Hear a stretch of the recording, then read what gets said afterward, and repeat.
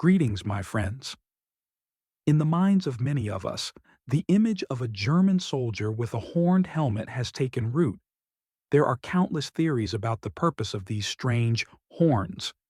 Today, let's try to figure out what these funny little protrusions on German helmets were actually for. The beginning of World War I unfolded very dynamically. Troops were constantly moving, launching attacks, and suffering enormous losses. The first to realize the failure of the old military doctrines were the French. By the end of the first year of the conflict, the fighting had turned exclusively positional, and soldiers dug deeper and deeper into the ground under the crushing fire of artillery. Thus began the infamous trench warfare. It quickly became obvious that most of the soldiers' gear no longer met the new conditions and needed urgent revision. The harshest complaints in the ranks were about headgear.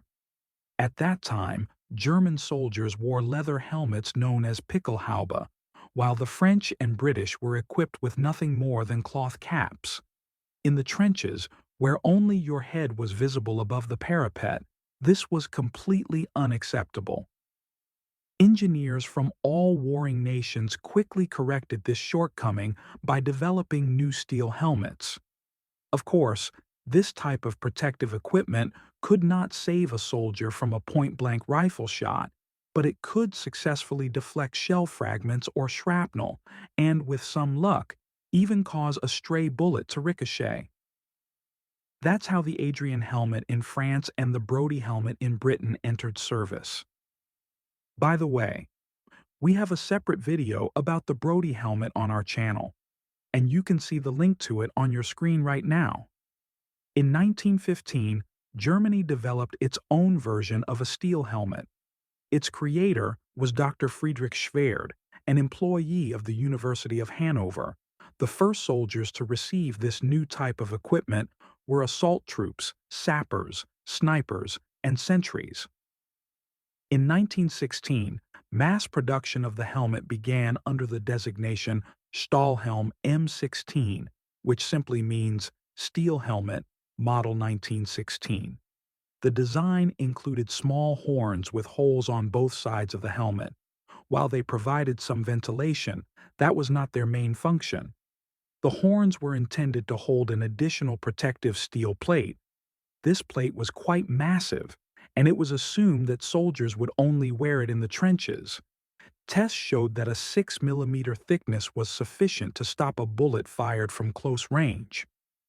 As time passed and the helmet was tested in combat, it became clear that the idea with the horns had not lived up to expectations.